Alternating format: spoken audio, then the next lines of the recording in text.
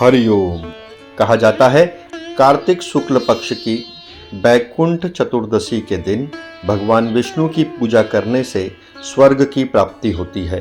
साधक को जीवन के अंत में भगवान विष्णु के निवास स्थान वैकुंठ में स्थान मिलता है। इस दिन श्री हरि विष्णु के साथ भगवान शिव की भी पूजा करने की परंपरा है। कहा जाता है कि इस दिन सच्ची श्रद्धा और विधि विधान से पूजा करने पर सभी मनोकामनाएं पूरी होती हैं। मान्यता है कि इस दिन का व्रत मनुष्य को 14,000 पाप कर्मों से मुक्ति दिलाता है।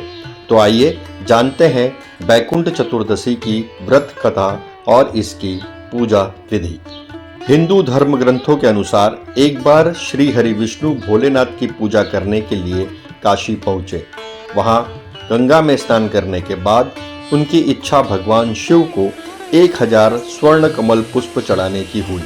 पूजा के दौरान भगवान विष्णु ने देखा कि फूलों की संख्या कम है। कहा जाता है कि भगवान शिव ने भगवान विष्णु की भक्ति की परीक्षा लेने के लिए एक फूल को छिपा दिया था। जब भगवान विष्णु को कमल का फूल नहीं मिला तो उन्होंने अपनी एक आंख भोलेनाथ को दान करने का विचार किया, क्योंकि विष्णु जी के नेत्रों को कमल नेत्र भी कहा जाता है। जब भगवान विष्णु अपनी आंख चढ़ाने ही वाले थे तभी भगवान शिव प्रकट हो गए। उन्होंने उन्हें ऐसा करने से रोका। श्री हरि का अपने प्रति प्रेम देखकर भोले बाबा बहुत प्रसन्न हुए। इसके बाद भगवान शिव ने उन्हें सुदर्शन चक्र प्रदान किया और कहा कि जो भक्त इस पवित्र दिन पर भगवान विष्णु की पूजा करेगा वह सीधे उनके निवास यानी बैकुंठ धाम जाएगा। तभी से बैकुंठ चतुर्दशी को मनाया जाता है। एक अन्य प्रचलित कथा के अनुसार एक बार नारद जी पृथ्वीलोक से घूमकर बैकुंठ धाम पहुंचे। भगवान विष्णु ने उन्हें आदर पूर्वक बिठाया और प्रसन्न होकर उनके आने का कारण पूछा। तब नारद जी कहते हैं, हे प्रभु, आपने अपना नाम कृपा निधान रखा है। इससे आपके जो प्रिय भक्त हैं वही तर पाते हैं, जो सामान्य नर नारी हैं वह वंचित रह जाते हैं। इसलिए आप मुझे कोई ऐसा सरल मार्ग बताएं जिससे सामान्य भक्त भी आपकी भक्ति कर मुक्ति पा सके। यह सुनकर विष्णु जी बोले, हे नारद, मेरी बात सुनो। कार्तिक शुक्ल पक्ष की चतुर्दशी को जो नर नारी व्रत का पालन करेंगे और श्रद्धा भक्ति से मेरा पूजा अर्चन करेंगे उनके लिए स्वर्ग के द्वार साक्षात खुले होंगे। इसके बाद विष्णु जी ने जय विजय को बुलाया और उन्हें कार्तिक चतुर्दशी को स्वर्ग के द्वार खुला रखने का आदेश दिया। भगवान विष्णु कहते हैं कि इस दिन जो भी भक्त मेरा थोड़ा सा भी नाम लेकर पूजन करेगा वह बैकुंठ धाम को प्राप्त करेगा। पौराणिक मतानुसार धनेश्वर नामक एक ब्राह्मण था जो बहुत बुरे काम करता था। उसके ऊपर कई पाप थे। एक दिन वो गोदावरी नदी में स्नान के लिए गया। उस दिन बैकुंठ चतुर्दशी थी।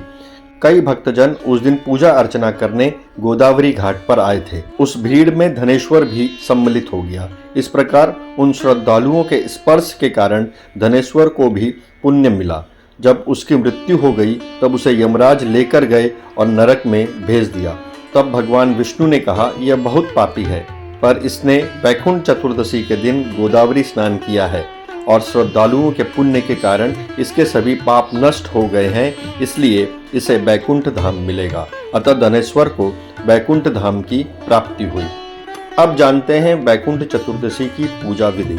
इस दिन सुबह जल्दी उठकर स्नान करें, घर और पूजा मंदिर को अच्छी तरह साफ करें। यह एकमात्र दिन है जब भगवान शिव तुलसी के पत्तों को स्वीकार करते हैं। साथ ही भगवान श्री हरि विष्णु की बेल के पत्तों और कमल के फूलों से पूजा की जाती है। भगवान शिव और विष्णु जी को गोपी चंदन का तिलक लगाएं, घी का दीपक जलाएं, फल और मिठाई अर्पित करें, महामृत्युंजय मंत्र और विष्णु सहस्त्र नाम का पाठ करें। इस दिन उपवास रखने वाले भक्त फलों का सेवन कर सकते हैं। ब्राह्मणों को भोजन और वस्त्र दान करें। इस दिन गंगा नदी में स्नान अवश्य करना चाहिए। इस शुभ दिन शिव जी को प्रसन्न करने हेतु ओम नमः शिवाय और भगवान विष्णु को प्रसन्न करने हेतु ओम अंग वासुदेवाय नमः मंत्र का जाप करना बेहद मंगलकारी माना गया है। मान्यता है कि ऐसा करने से जातक के सभी कष्ट दूर होते हैं और जीवन में खुशियां आती है। बैकुंठ चतुर्दशी के दिन इस मंत्र का जप अवश्य करना चाहिए। कर्पूरगौरं करुणावतारं संसारसारं भुजगेन्द्रहारं सदा वसन्तं हृदयारविन्दे भवं भवानी सहितं नमामि।